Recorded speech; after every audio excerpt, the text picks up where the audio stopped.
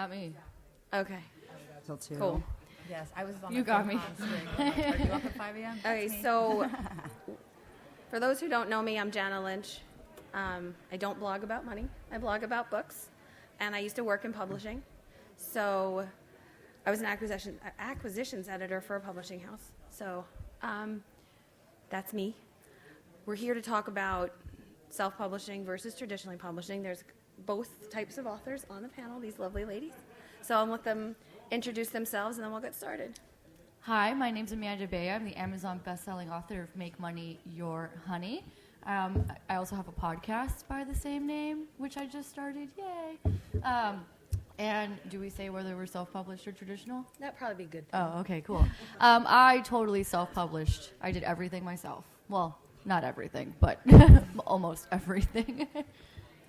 My name is Emily Guy Birkin. I'm a freelance writer, and I'm the author of 3 books, 5 Years Before You Retire. This is my copy, which is why it's got, like, doodles on it. I just moved and couldn't find the box of copies that are pristine, so forgive me for that. Choose Your Retirement and Making Social Security Work for You, and I'm currently at work on my 4th book, which is due out in the spring, called End Financial Stress Now, and I am a traditionally published author. Hi, everyone. Thanks for coming. I'm Bobby Rebell. My day job is as the chief U.S. correspondent for business video for Reuters in New York. I'm also the team leader for that. And I write a globally syndicated column on personal finance issues related to millennials. And I am soon to be traditionally published. This is my book coming out October 18th. It's called How to Be a Financial Grown-Up. And what else? That's it. So traditionally published. Hi, my name is Miranda Marquit. My latest book was Confessions of a Professional Blogger. I didn't bring it with me because I don't think of things like publicity, because I suck at publicity. So, but I also I edited one book with a traditional publisher, and I published another book with a co-author with a more traditional publisher, and then my 3rd book, Confessions of a Professional Blogger, I self-published. Awesome. So I can't talk. I'm sorry. My brain is done. If you guys have any questions as we're going through, you just raise your hand. Feel free to interrupt. Well, don't interrupt. You know what I mean. So, First 5 people to ask a question get a copy of my book for free. that was my next thing. I so love thank that. you. So make sure you checking get in their with names. that. Make sure that way we can find you. Yeah. Okay. You got your eye on it already. I see you. Yeah. All right. So I guess I'm just gonna ask you guys a question, and whoever wants to answer, jump on in. So, how did you make the decision to self or traditionally publish? Hi. I'll start. Okay.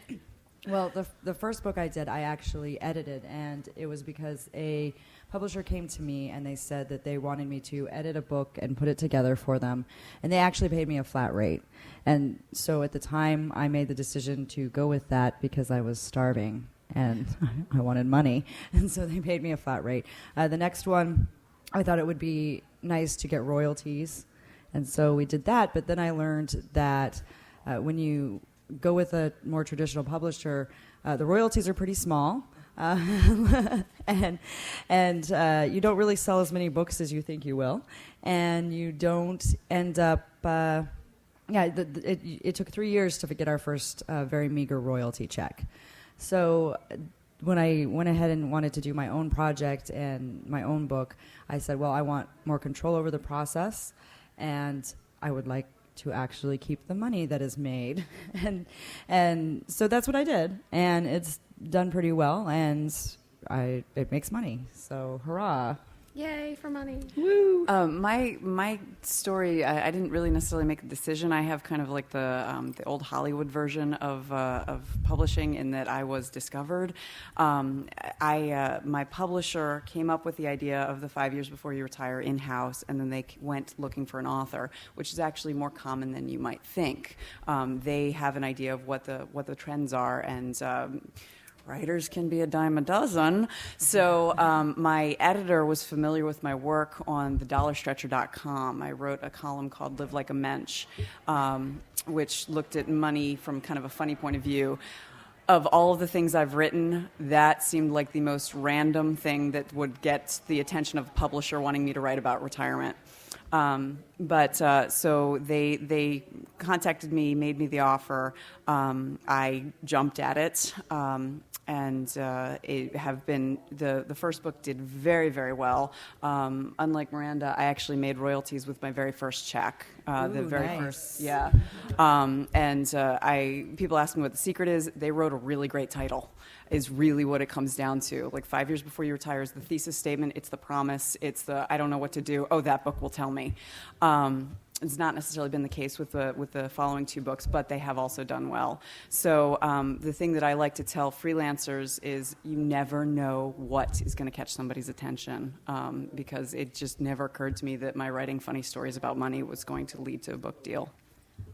For me, actually, I was sitting in St. Louis in 2013 in a session similar to this one, except it was all about self-publishing. And they were walking people through the process, a lot of the self-published authors from FinCon. And they talked about a lot of the advantages, higher royalties, more control over what you put out there. You can customize it more to your audience. And at the end of that one, I realized I had enough content that I'd written throughout the years that I basically had a draft of a book. So I decided I would put it out there in 3 months. And that's what I did. And it was really funny because as I was working on putting it together, I was approached by a traditional publisher. So the opportunity came up. But as I was reading the contract, I was like, oh, there's no way I can do this. And we tried to kind of negotiate it, but basically I would have had to hand over a bit more control to them. And because I wanted it to be very specific to my audience and my blog readers that I had interviewed, it was basically for my people. I was not really comfortable. I knew I needed to have more control. So I decided to self-publish. The whole process took about 3 months. We launched January 7th, 2014 to Amazon bestseller status in 2 categories, and it just completely changed my business. Can I just pick up on what you said about control, because that's a really relevant thing for me.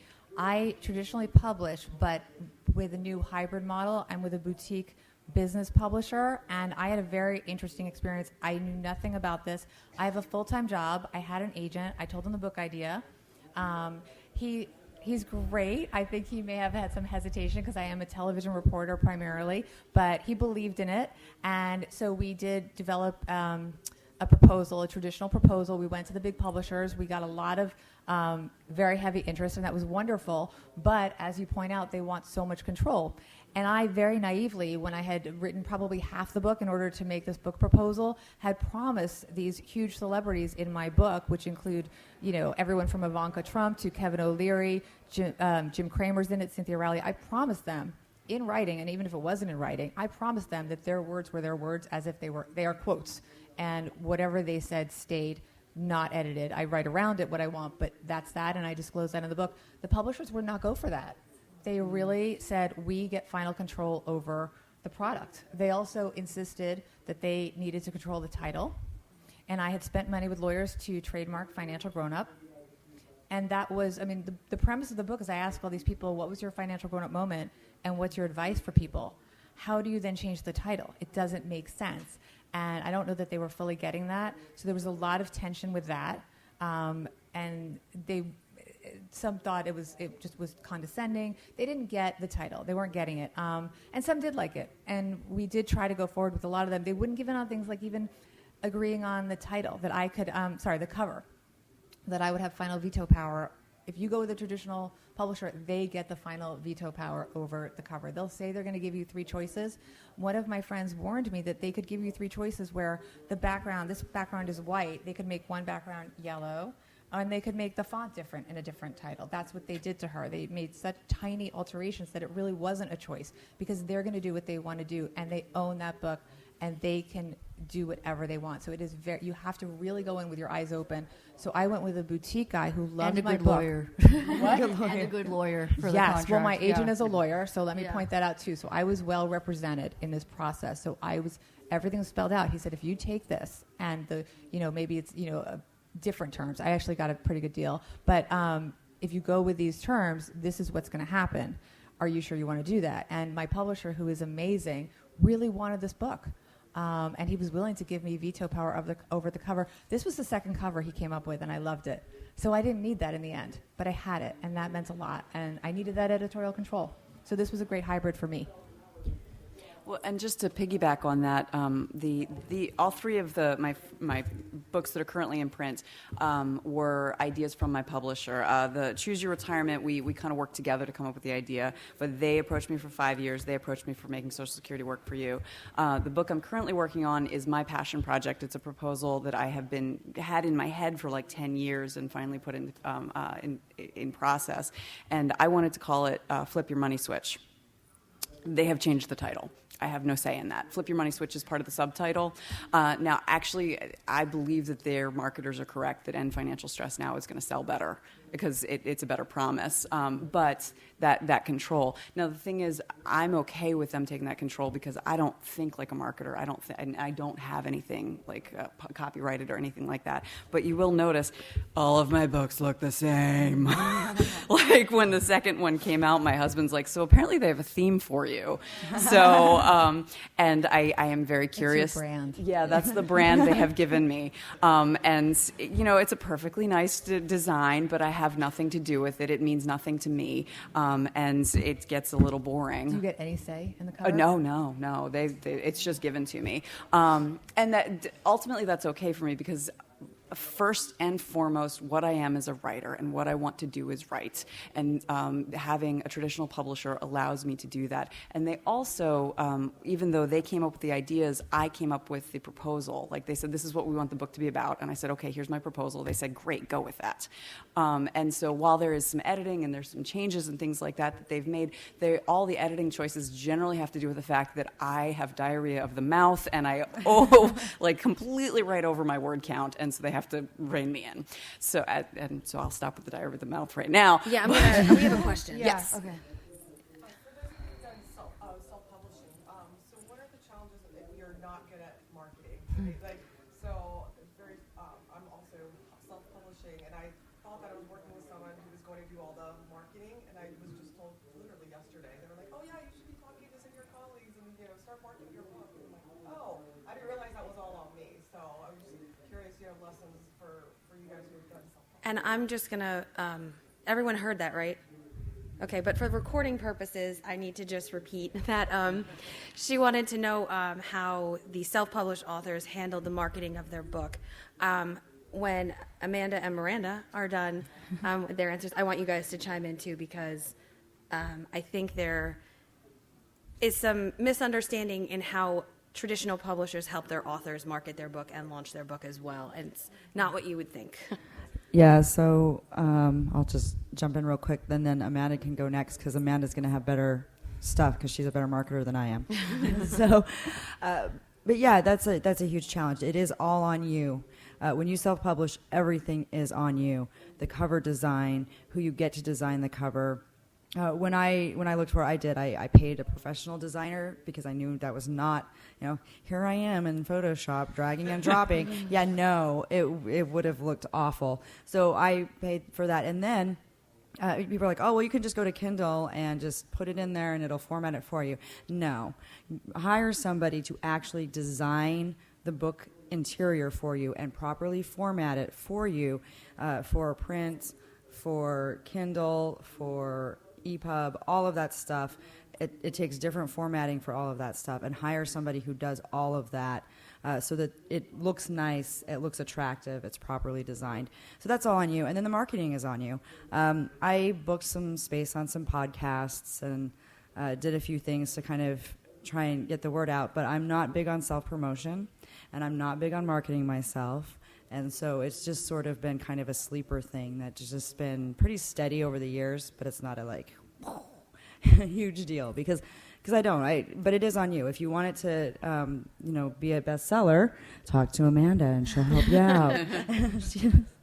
Okay, so some of you have known me for a while, some of you don't. Some people come up to me and they're like, oh my God, you're this great marketer. You must have been born that way. No, I hated it. I hated self-promotion. Like you, I was primarily a writer. I always saw myself that way. I was an English literature major. I never in a million years thought I would be on the stage talking to you guys about how to market a book. That was not it for me. I had a lot of struggles. And I think what really changed it for me was that panel at FinCon. So definitely make sure to ask questions here because they make it really accessible. And there's a lot of people here that you can learn from. and they kind of demystify the whole thing because it's really not that complicated once you kind of get the hang of it. And number two, I think part of the struggle that we have in terms of self-promotion is we don't want to come off like sleazy, like we're afraid of turning people off. The only thing self-promotion is that you're sharing something that can help other people. Once I really understood that, then it became easier for me to pick up those marketing books. Then it became easier for me to stand up here and say the first 5 people who answer a question get a free copy of my book. It's become second nature at that point. Okay. Do you guys want to chime in? Because we have some more questions also. Well, I will just say, don't be naive that you think a traditional publisher is going to be a fantastic publicist. I would say I talk to countless. I'm in New York City. I'm a professional journalist. I have almost all my friends have written a book. I talked to all of them. They all got debriefed on this, and I did not find not one, that said they did a good job publicizing me. And almost all of them, they either said the best decision I made was hiring my own publicist, or I really blew it, I didn't hire my own publicist. That was basically the feedback. So you're going to be doing the marketing either way. I'd agree with that. All right, so we have 4 more questions, but I don't know your name. I'm sorry. So I'm curious about, Bobby, you mentioned Yes. the hybrid model. I've Yes. heard a lot about it. I'm sure Yes. everybody defines it differently. How did you define it with yours? Well, because I do have my contract is traditional in that I am just I get a royalty. So it's the whole traditional model where there might be an advance, there's a royalty, and the royalty may change. I don't have to. I don't know. It's a whole range. I mean, you could almost explain it. Like you could self-publish where you literally upload your book, and then you could have self-publish where you hire a company that sort of pretties it up and prints it, but you might have to pay a la carte for something else. Different services that they offer, copywriting, maybe doing the cover piecemeal, and then you have me where it's a traditional publisher. He's doing everything that a big company would, but yet you don't have the overhead. So, and also he can make up his own rules. He can say, fine, because I want your book, I will give you that editorial final say. Fine, I will let you decide on the cover because I really want you. And then you have the traditional where they're just not going to veer off that contract for someone who's a first-time author or not Amy Schumer. So it's a range. Does that make sense?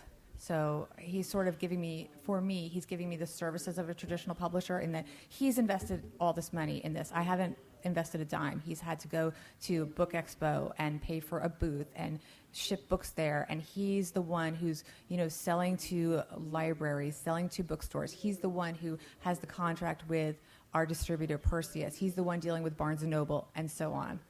I don't do any of that. He's the one that calls up for a book signing. But yet I'm still going to market for myself. I still have my own publicist. Charlotte?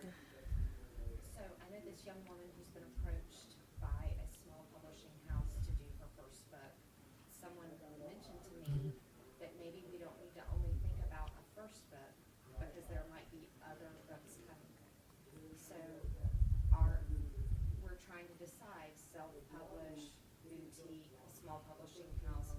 What would you recommend in that circumstances, especially for someone who is not gonna be happy giving somebody else control over things like the cover and final editing? So in light of perhaps more books coming, how would you suggest starting off with that first book? I think with a small niche publisher and sign a contract. He owns this book, but nothing else. And he owns the audio, I should say. The audio works as a license, much like a foreign edition.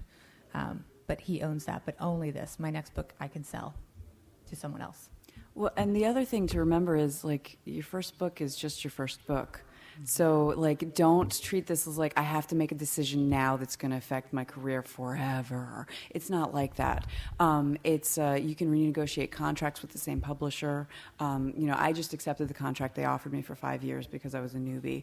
For the second one, I was very aggressive in what I asked for. Didn't get what I asked for, but I got about halfway between my first and what I asked for. Third one, same thing. With the fourth one, because it's my passion project, I decided I'll just accept what they gave me the last time. I wasn't wasn't going to negotiate. But each time is a new negotiation. We have this tendency to think like, I got to get it right now because otherwise I'm going to screw it up later. My only regret is since 5 years has been my bestseller and it was my first book, my royalties are 10% for every subsequent book. My royalties are 10% for the first 15,000 copies and then go up to 15%. This one does not have that. I've sold 30,000 copies and I'm but I had no way of knowing, and like I don't really bang my head against the wall. I just every once in a while I go, well, that would be 5%. And remember, you also, when you're a first-time author, you don't have as much leverage. Exactly. So maybe they would have hired another writer. Yeah, it's not like I had the think space it was to a smart ask decision for to it. get the deal. Yeah, I didn't have the space to ask for it. It's just, looking back thinking like, wow, if my second book had been the one that sold 30,000 copies, I'd be sitting pretty. But I probably wouldn't have gotten my second book.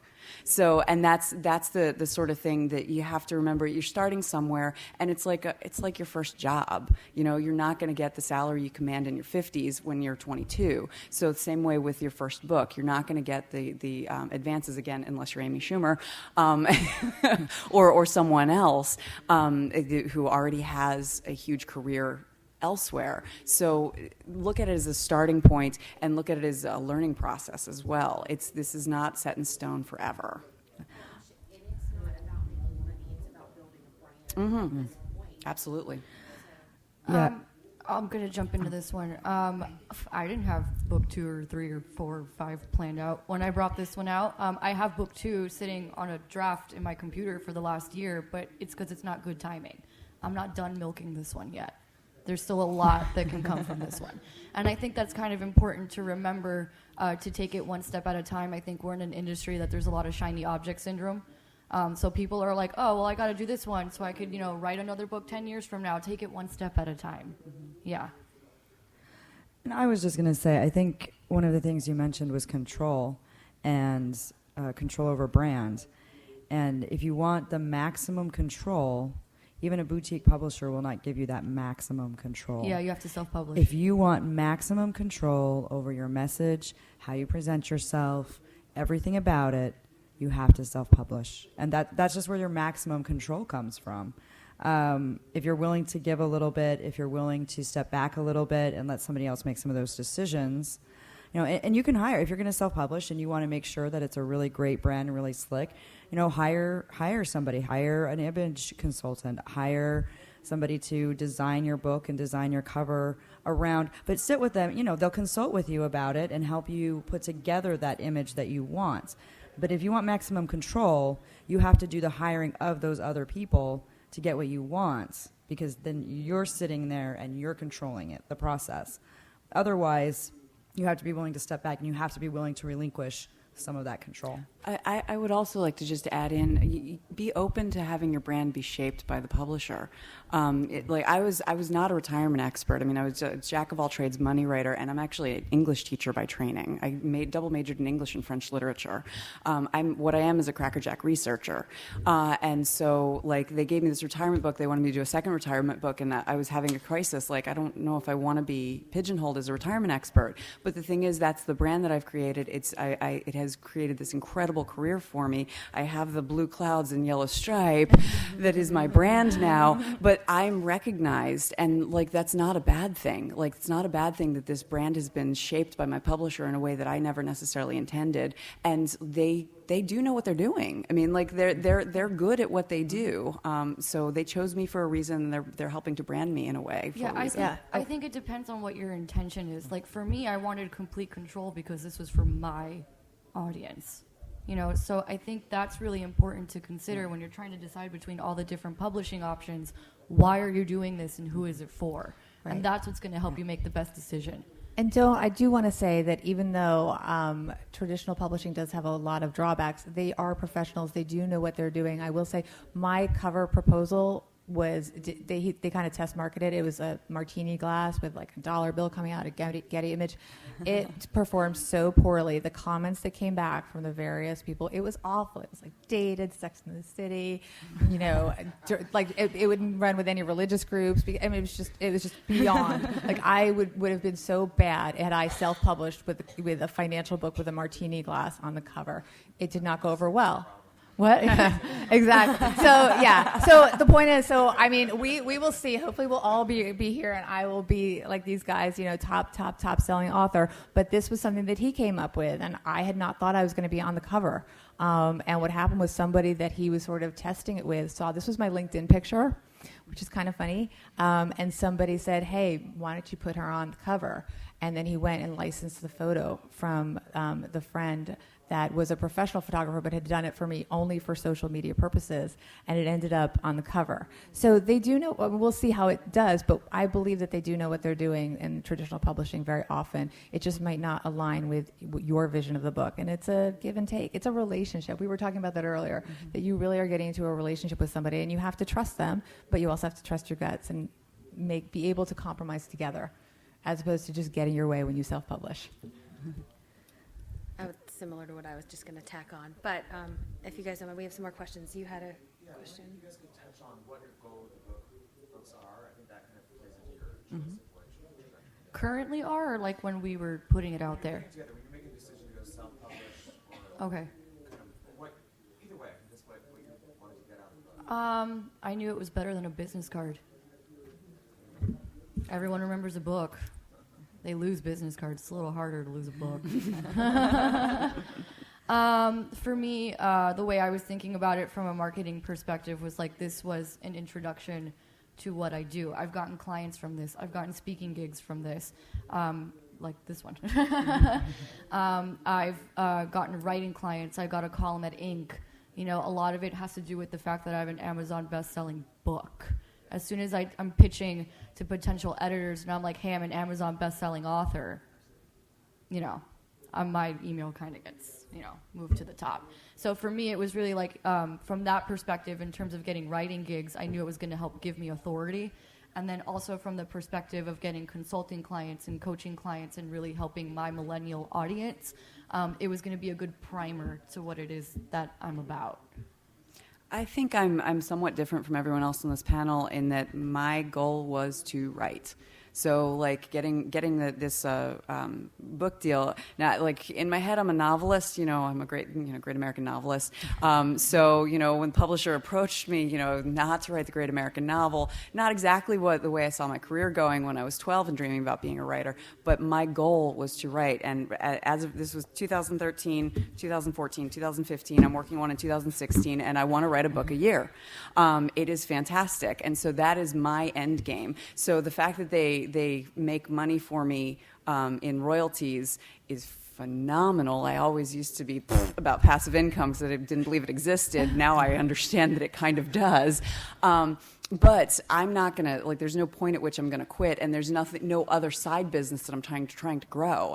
I'm not a consultant. I'm not a speaker. I am a freelance writer, and I love writing for blogs, and I love the opportunities this has given me.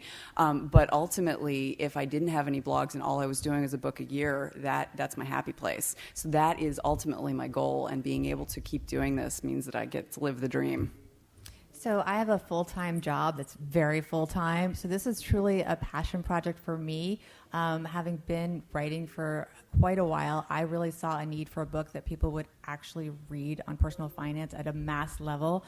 And I really thought for a while, what could I bring to the table? And when I came up with this concept, I was very excited about it. It was originally conceived as a book for millennials who, through my news reporting, I saw were finally starting to be financial grown-ups. They were finally starting to get jobs, move out of their parents' house, get married, have families, move into different phases of life, and I really felt there was a need for that.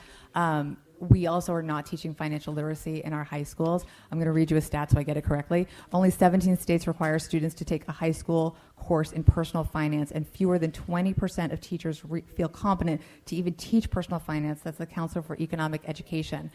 So we're really a country in crisis. So I'm hoping that this book, one, succeeds in actually educating the people that read it, and it's very readable, and two, raises awareness about the crisis of financial literacy in this country. I don't think I'll make a dime. Don't tell my husband. And I am giving a large portion of the profits through various ventures, which I can tell you about later, to donors choose to support financial literacy in the classroom. Yeah, so like I said earlier, when I did my first book, I was invited to do so, and they just paid me a flat rate for it, and I took it because I needed money because food is nice. It just is. And sometimes I like my son to leave the house in clothing. It's really great.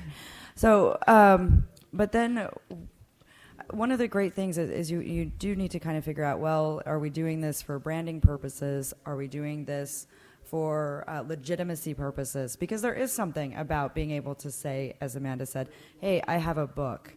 And when you say that you're a published author, that brings you like immediate legitimacy. Yeah, people wherever you are, you're taken more seriously. Whether it's self-published or published with a major publisher, you're taken more seriously. But if you really want that expert status, if you really want to take it to the next level and be able to say, okay, yeah, truly, truly legit, then that's where the publishing house does come in, because when you're trying to really brand yourself as a true expert and just kind of get out there, you're going to get a little bit more, you're going to be taken a little bit more seriously if you can be like, yeah, Wiley published my book, as opposed to I threw it up there on Amazon. So, but even just self-publishing, you still get a great deal of credit and you get a great deal of legitimacy, because a lot of people aren't going to look at the back of that book. No one asks me whether Exactly. or not my book was traditionally published or self-published. Yeah. I'm asked. Being in we New York, do. I get asked constantly who I my publisher never, is. I never Yeah. get asked, and I've been all over the country, and I've never been asked at all. Yeah. And even if I say self-published, no one cares. And It's I not think- a thing. yeah. I would anymore. agree with that. I think Yeah. there is beyond no stigma. If anything, people cheer Yep. you on. I think it's amazing. And I think, Oh yeah, and but I what's- was just gonna say, but I think when it comes to when it comes to just some of those next tier, I guess big. I don't know how to describe it, but there are some times, like what you were saying, when you're in New York, depending on who your audience is, depending on what you're trying to accomplish, depending where you're going with it, and depending what circles you're running around in, it might matter a little bit. Yeah, I will look at the people mean- in this book. I mean, they care. I'm sorry, they do. They No, do, they do. right? Yeah. Tony Tony Robbins. Robbins wrote the foreword for this book. He wants it to be in Barnes and Noble, and it matters to him. And I adore him. He's been so supportive of me, and he was my inspiration throughout years of coming to write this book, even sort of in my own life.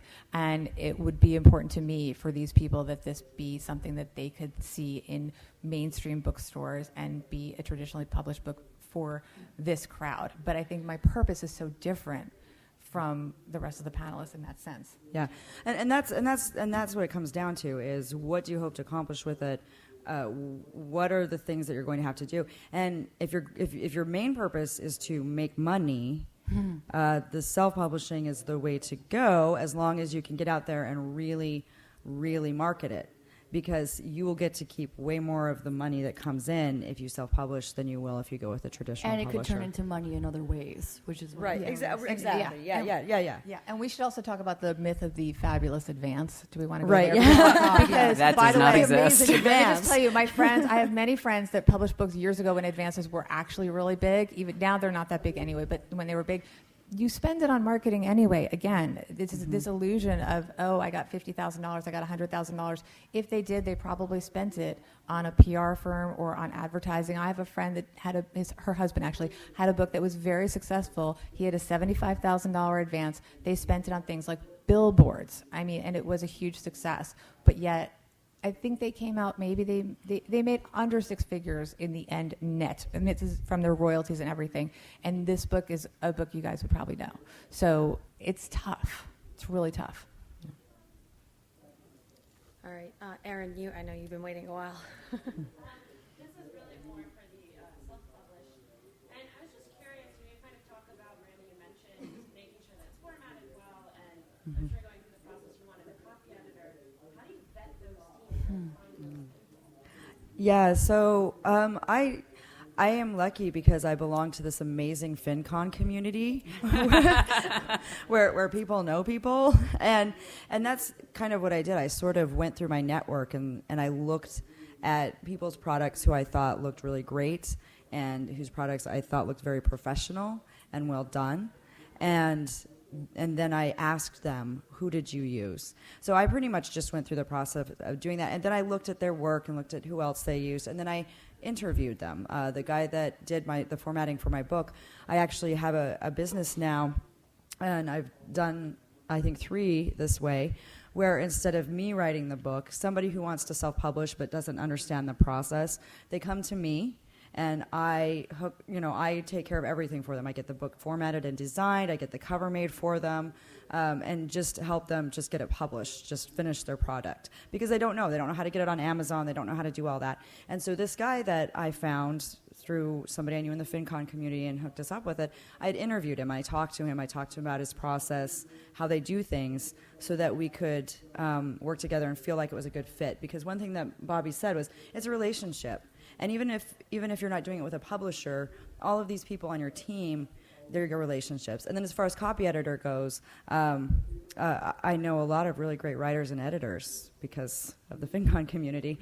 And so I did. I went and found somebody I really admired in the community and asked them to edit my book. Because a lot of people ask me, well, why would you have somebody edit your book? I mean, you write all the time, and everyone needs an editor, says the journalist. Exactly, right? Tell me, and people are like, you edit other people's work. Why do you need somebody to edit your? You need somebody to edit your work. You're too close to it. Do you're way too close just to it. Yeah. do. So pay for it. And actually, getting that copy editing done was the most expensive part of my self-publishing journey. That was the most expensive thing, was getting the copy editing I'm done. just curious, what from you guys? What are the costs involved? I mean, I spent less than $1,000. Okay. Really? Wow. I did the formatting myself, which I will never do again. So I saved some money there. And I always pulled from my community. I mean, my book, my web designer gave me a deal because we'd been working together for years. And my editor, I also pulled her from the community, and I did all the marketing myself. I put the blog tour together. I did a lot of it myself, and I spent less than $1,000. This book has made me a hell of a lot more than $1,000. I spent $4,000. Yeah. I spent $4,000 because of the just the process I went through and because I didn't want to do it myself. So I spent about $4,000, but it's been more than made back. So yeah, good and enough. I guess I spent a whole lot of money buying books and courses about marketing, so I guess that counts, right? Maybe I wasn't buying it specifically for the book at the time, but I mean, I think that's actually kind of an interesting point. Like, everyone who's standing up here has put money into their businesses, whether it was a book or not. Yeah. I've said, I hired a publicist. Right. I know didn't you have a question earlier? That was the question. All right. I guess we'll go Athena and then Matt. My question was, if you're self-published, can you still sell your book in Barnes and Noble? You can, yeah. Yeah. Yeah. You could do it through things like CreateSpace if you want to. You could even sell it to a traditional publisher later. Yeah. I've had instances where that might have happened. The nice thing about self-publishing is you own all the rights, so you can do what you want with it later. If you want to sell it to a publisher later, if you want to put it somewhere, and then you can pay, like Amanda said, you can pay a little bit extra.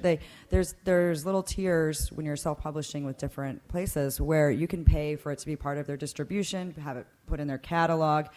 But if you're going to do that, it also helps if you approach a distributor or somebody to say, hey, let's pay attention to this awesome book of mine that's coming out. Because they're not going to pay attention to it if you're like, oh, I just paid to have it put in this catalog and maybe they'll order it. No, you're going to have to bring attention to that. And you mentioned the distributor. When you're going with a boutique publisher, there's a range, and some of them, the one that I have has a very strong relationship with his distributor who's really advocated for the book. You need to be very careful to vet these small publishers very carefully, because some of them are really, they could be vanity publishers where they just will take a huge amount of money. Sometimes they will require you to buy a certain amount of books. So they'll say that they are, but they're not giving you in advance. They're not putting their own money behind your book. They're Stay putting away your from money vanity behind. publishers. Right, and they don't say we're a vanity publisher. They'll say we're traditional. They will present themselves in a way that you may think they're a traditional model, but they're not, because they're going to require you to put a lot of upfront costs in a way that they're making a lot more money. Not just you, where you're picking out, a specific person that's going to do a specific task. They're going to say you have to promise to buy a certain amount of books And yeah, we'll try to get you into this store, but we can't promise and this and that. So just be careful.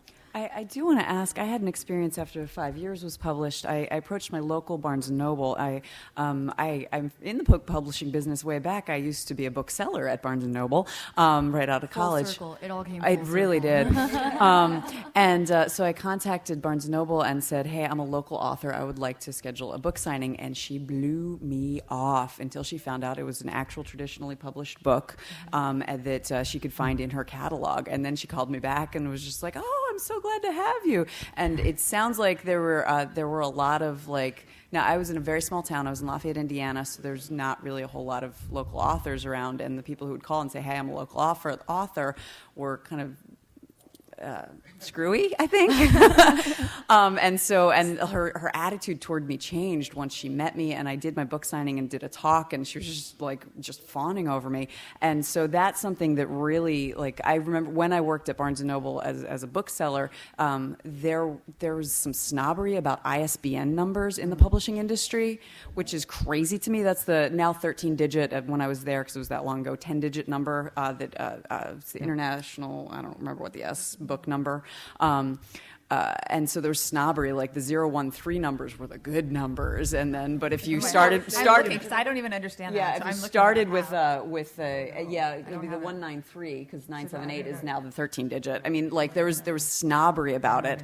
So we say that there's no stigma, and I really do believe that the stigma is lessening, but there is within Barnes & Noble, depending on how you're approaching it, there may be some stigma because really literally and truly people were like, well, that's not a great ISBN number because those are the ones assigned to the ones assigned to the vanity publishers. Okay, that's understandable why there's a stigma to them, but there is still snobbery in the book market. To add to that, don't necessarily forego local bookstores too. I have plenty of friends who've self-published and now their books are being sold at local bookstores in their area, and I'm actually in the process of getting a talk set up at a pretty well-known local bookstore in Miami through actually my co-working space. They're setting it up, so my book might be there. I also know an author who self-published, and she had her book was prominently displayed at a local bookstore at around the time when Barnes & Noble was taking over the planet. So this was about 15 years ago. The local bookstore was interviewed in a bookstore publication talking about what was doing well, and that local author was selling very well for them, which got the attention of a New York publishing house, which then published the book traditionally, and it became a bestseller. So. Yeah, never Long know. story short, always market because you Right. never Yeah. ever know where it's going to end up, whether you self-publish or not. Matt, wait, let's do this in order. Matt, then you had another question. I'm sorry, I don't know your name, and then I don't know your name, and then you, and then I think we're going to be out of time. So, if not, if after you guys go, if we still have more time, we can take more questions, or afterwards, I'm sure they'll be willing to answer any questions can that grab you us. have. Yeah. This question, I guess, is for Amanda. How did you become a #1 best-selling author on Amazon? I know it's probably something we can spend a whole hour on, but I wasn't a number one. I was a top 3 in entrepreneurship, and I think I was top 3 in budgeting, and then top 20 in entrepreneurship. So I was a bestseller in 2 categories. The way I did that, I went to FinCon and emailed 100 bloggers, literally 100 of them. I was on every podcast you could think of. And actually it was very interesting because this is important.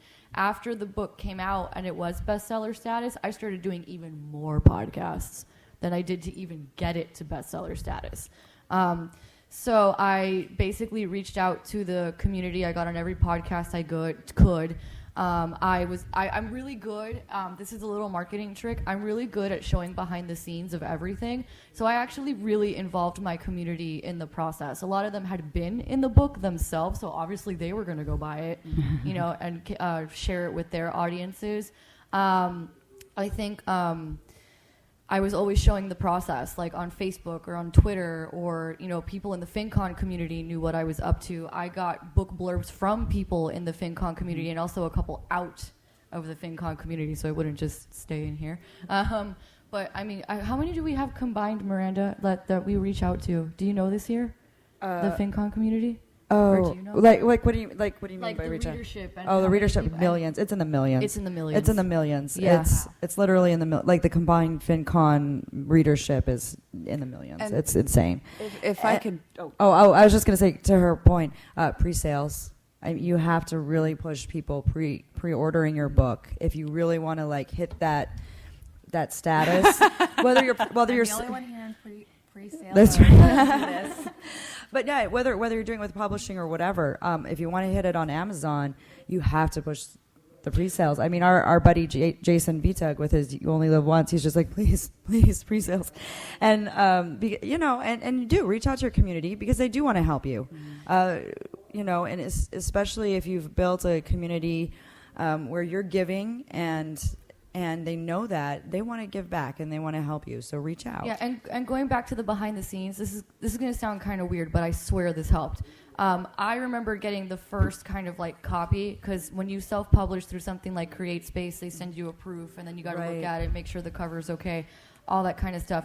I was to the point where I was showing so much of the intimate process. I remember getting the first book, and I screwed up something on the dimensions, and the cover was like off to the left, right? Oh, I remember and I was that. still freaking out about I it. remember super- that. Yeah, exactly. And I was still super excited, freaking out about the fact that I was holding a book in my hand, even if the cover was off to the left, because I really made my community a part of that process. I almost taught them how to do it through me doing it, and then that prompted them to go buy it. And the one thing I'd like to add to that is just the right media mention will make a huge difference. Yeah. 5 years before you retired, been out for about 6 weeks when Mandy Woodruff wrote about it in Yahoo Finance. I'm still getting sales through that link. Making Social Security Work for You, I'm going to do a little brag, got up to number 52 overall on Amazon. And they have that top 100. Wow. This one was number 52. And that was because Michelle Singletary of the Washington Post chose it for her Color of Money September book club. And so now, and for both of those, some of that was behind the scenes. My publicist at my publisher, I know, sent a copy to Mandy Woodruff. I'm sure sent a copy to Michelle Singletary. But I wrote damn good books. Yeah, I think another thing that helped me, actually going back to that point and the FinCon point, I knew so many writers in the FinCon community that were so excited to help me. My book was on Yahoo Finance the day it launched because someone had written something and it had been syndicated. It was in I was writing for Huffington Post already, so obviously I was plugging it there. There are so many people in the FinCon community who had very credibility. They had a lot of credibility. They had columns in huge sites, and I didn't even ask them to do this. They because I've been very giving in the community. I think this is very important. They decided to do me a solid, and they all started publishing on their columns on Inc. and Yahoo Finance and Forbes and all these places and mentioning my book. Yeah, I just wanted to ask, what if you're a great speaker and presenter and have no grammar skill whatsoever, but you still write coherent sentences? I write for a living, and I still had an editor. Oh yeah, you got to get an Everyone editor. needs You an have editor. to have an editor. Like I said before, I write all the time. I edit other people's stuff. Yes. I still hired an editor for my book. Yes, and as much as I did have, quote, more control than with one of the bigger traditional publishers, he did edit this book. I think he did a good job, but he absolutely edited it, and he made it a lot better, and I appreciated it. And it's always a possibility that you could hire a co-writer or ghostwriter if you feel very uncomfortable with your writing skill, but you've got the ideas, you've got it there. If you're someone who is a natural speaker, I've seen that as a collaboration process. Yeah. And actually, it's very common, by the way. Yeah. There's Yeah. quite a bit of, especially in the traditional publishing houses. I have a lot of friends that are ghostwriters for very, very, very famous people, and then they do their own books on the side as well. So it's a way to also subsidize your income if you are a very good writer. I've ghostwritten several books. I I've ghostwrite ghostwritten columns. several books. And my in the second book that I did with our more traditional publisher, that was a co-written project, and she was the same way. She was a speaker. She had these great ideas, but she didn't. She had trouble writing them down, or she had trouble with the grammar, and so that's why she brought me on as her co-author. And so I have co-author status on there, and so you can hire a co-author to work with you. And we had an agreement worked out where we split the royalties a certain way, and we had my uncle's a lawyer, so I'm lawyered up all the time. I had him review the contract, make sure it was good. But yeah, so you can hire a co-author to help you out with that. Yeah, and you were going to ask about cost. So speaking as writers, and I think Miranda can vouch for this as well, if you hire a ghostwriter, it's going to cost you a lot more. It's going to cost you. It's going to cost you. I charge because Yeah. if my name's not on that book, you better believe I'm getting paid. Exactly. I am getting Same. paid. We're getting if that. my name is If not our on that name's book. not there, we're getting that paper. Okay, because that's Yeah. all that's in it for us. you Yeah, know? yeah. If you're not getting the glory, you had better be compensated in some other way. Yeah. Thank you. We have just about 10 minutes left before the next session is supposed to start. So I guess we'll just take these last two questions and just kind of succinct answers. And if you guys want to catch them out in the lobby. I also want to mention I brought 20 copies of Choose Your Retirement and Making Social Security Work for You, and I don't want to take them on the airplane. So if anyone would like a copy of either one of them, please come see me. Okay, I guess let's do these last couple questions. Go ahead. Just wondering in terms of marketing the books, if you could talk to me about what worked and didn't work, specifically how effective was social media and something like email lists, and did you ever explore like book trailers, stuff like that? So I'll take this one because I suck at marketing, and it probably would have been way more effective for me to market my book. So, no, seriously, doing it on social media, sending it out to people who I knew and asking to help me, it actually gave it quite a bit of a boost. And one of the things I did in the run-up to releasing my book is I said it cost me $4,000, but I actually raised that $4,000 through a crowdfunding campaign. Yes, I'm one of those people. Awesome. And so I knew it was going to cost me about $4,000, so I made that my goal. And I did raise it through that crowdfunding campaign. And you know, and that actually built a lot of buzz, because what happened was before the book came out, first of all, everybody had me on their shows, had me on their their shows, their blogs or whatever, to talk about how I was doing a crowdfunding campaign for my book. So that helped people kind of get excited about it, and it was basically a pre-order process. And then once I hit the goal, you know, I went around again, yay, I hit my goal. And then the book came out, and I gave the free copies to the people who had contributed, and I did all of the perks. And so it just kind of helped build buzz. And so, yeah, I think social media, getting in with your community, all of that is very effective. And if I'd done even more, it probably would have been more effective. Okay, we just got the 2-minute warning from Phil. I'm so sorry. So, you know, it's official when Phil comes in and gives you a warning. So I think this is a really good, important topic. Yeah, but so if you want to, I guess, talk more about, define them. And then I guess I want to get to your question as well. I just was curious for the two self-publishers, what platform or structure do you use to physically publish, and did you like it or? Create Space, and I love it. Yeah, I did Create Space and Amazon. Oh yeah, for Kindle it's Amazon Direct Publishing. Yeah, and you've then got the it. physical book is Create Space. Yeah. So Create Space has a thing where if you do the physical book with Create Space, they'll put it on Amazon, so it gets on Amazon. And one more advantage to self-publishing, you don't, with Create Space, it's printing on demand. So if someone buys it on Amazon, you don't have to have like 500 copies sitting in your house. Yeah. If someone buys it on Amazon, they print it, they ship it. And that's the big difference between self-publishing with something like Amazon Create Space and vanity publishers that make you buy your book, your own book in bulk, and do it. Yeah. Don't ever use a vanity publisher. Anybody who tells you you have to buy X amount of books up front, run away and just run away. So I think we have like 1 minute left. Thank you all so much for your questions. I thought this was awesome. If you guys just want to run down how they can get in touch with you, for if they don't have, it's too hard to hear how they can follow up with you guys. Hi, I'm Miranda Marquardt. You find me at mirandamarquardt.com. I'm on Twitter, Instagram at mmarquardt. BobbyRebel.com, very easy. It has all the contact information on the contact page, including myself and, of course, my publicist. If anyone has a podcast that they'd like me to be on, definitely be in touch. And thank you, everyone, for your support this week. I'm new here, so it's been great meeting everyone. Yay! I'm Emily Guy Birkin. I use 3 names like an assassin. So you can find me at emilyguyburkin.com, and that's GUYBIRKEN. No one can spell Birkin, I understand, but it's BIRKEN. And you can also find me on Twitter, at least at FinCon. It's the only place I tweet, at Emily Guy Birkin. You can find me at amandaabella.com. That's A-B as in boy, E-L-L-A. I'm obsessed with Instagram and Twitter. I'm obsessed with social media, going back to your question.